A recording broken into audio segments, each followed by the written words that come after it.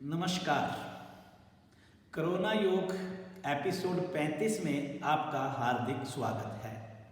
हम प्रतिदिन योग की किसी न किसी एक क्रिया के बारे में इन वीडियोस के माध्यम से जानकारी प्राप्त करते हैं।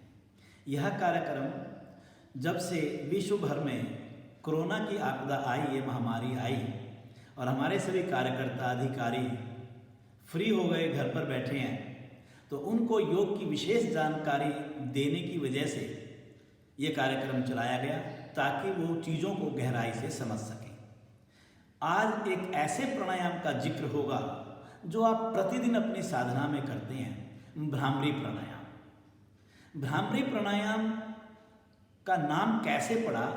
भ्रामरी भ्रमर शब्द से बना और भ्रमर भौरे को कहा जाता है। भौरा एक विशेष प्रकार की ध्वनि उत्पन्न करता है जिसे हम भौरे की गुंजन भी कहते हैं।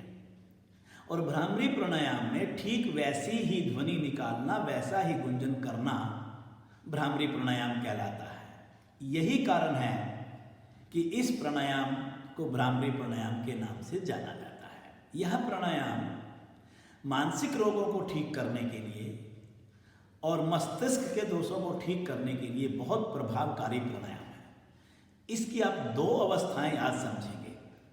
प्रथम अवस्था में हम पद्मासन या कोई अन्य स्थिर आसन लगा लेते हैं। दोनों हाथ ज्ञान मुद्रा में दोनों घुटनों पर रख देते हैं। आप चाहें तो चिन्ह मुद्रा में इसे पलट करके भी रख सकते हैं। अब हम अपनी रीढ़, गर्दन और सर को एक सीध में रखते हुए दोनों अंगूठों को कानों में लगाते हैं।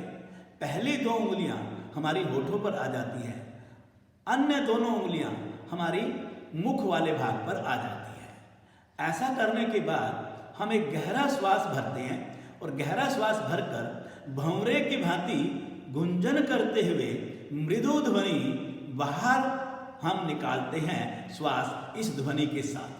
एक बार आप इसकी आवृत्ति देखेंगे, फिर दोबारा से इसको और विस्तार में समझाया जाएगा।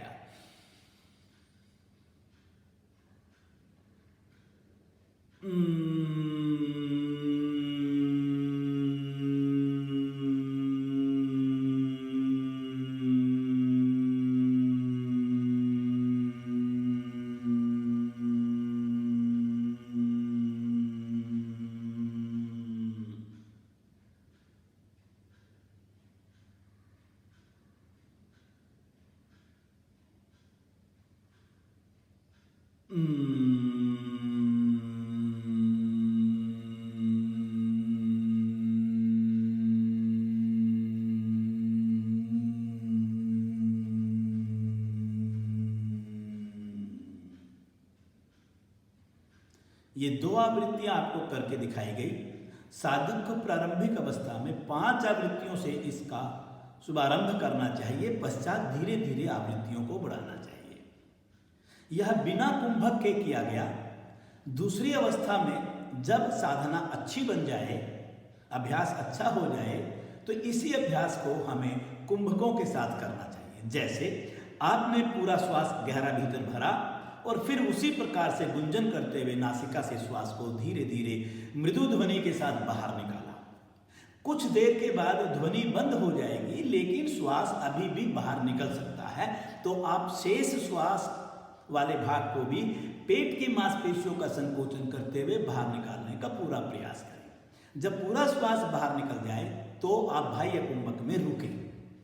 जब आप शुरू में श्वास को भरते हैं गुंजन करने से पहले, तो आंतरिक कुंभक लगाएं। अंत में जब गुंजन करने के बाद पूरा श्वास बाहर चला जाता है, पश्चात आप बाह्य कुंभक के साथ इसका अभ्यास करें। इसके अतिरिक्त साधक और अधिक परिपक्व अवस्था में जब पहुंच जाता है तो इसमें खेचरी मुद्रा भी जोड़ी जा सकती है। जीवा को मोड़ करके ऊपर वाले तालु अर्थात अपर प्लेट के साथ पीछे से पीछे सॉफ्ट वाले भाग से स्पर्श करवाने के बाद बाकी क्रिया वही रहेगी। श्वास को गहरा लंबा भरना, मृदु ध्वनि के साथ गुंजन करते हुए नासिका से श्वास को बाहर निकालना, अंत में बिना ध्वनि के श्वास को बाहर निकालना, फिर बाह्य कुंभक में रुकना। श्वास भरना, रोकना, गुंजन, फिर बाह्य कुंभक और खेचरी मुद्रा लगातार लगी रहे। तो यह प्राणायाम अपने आप में एक बहुत प्रभावकारी प्राणायाम होगा।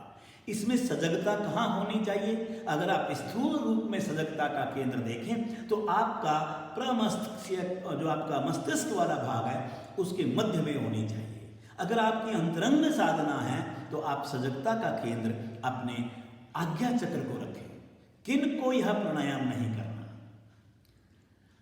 जो अस्थमा के रोगी हैं, जो हृदय रोगी हैं, या जो उच्च रक्तचाप के रोगी हैं, वो प्राणायाम तो कर सकते हैं, लेकिन कुंभकों का अभ्यास ना छोड़ें उसमें।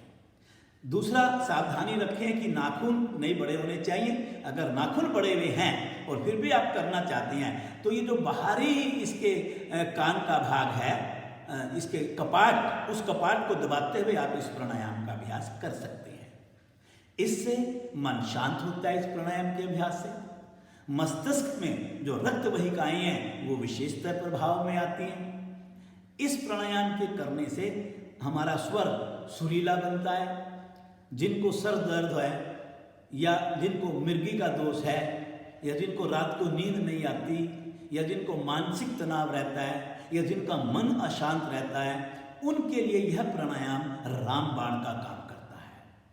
और इसमें हमारे वीर्य का ऊर्ध्वागमन होने से जो वो शक्ति है वो हमारे को एक आध्यात्मिक ऊर्जा में बदल जाती है, जिससे कि मेरा आध्यात्मिक पक्ष भी विकसित होता है। ध्यान और समाधि में जाने के लिए भी यह प्राणायाम बहुत ही लाभकारी प्राणायाम है, भ्रामरी प्राणायाम।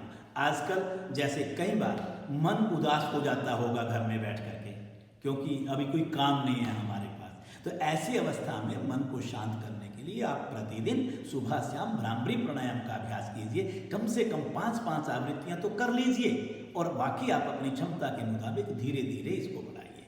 आपका बहुत बहुत धन्यवाद।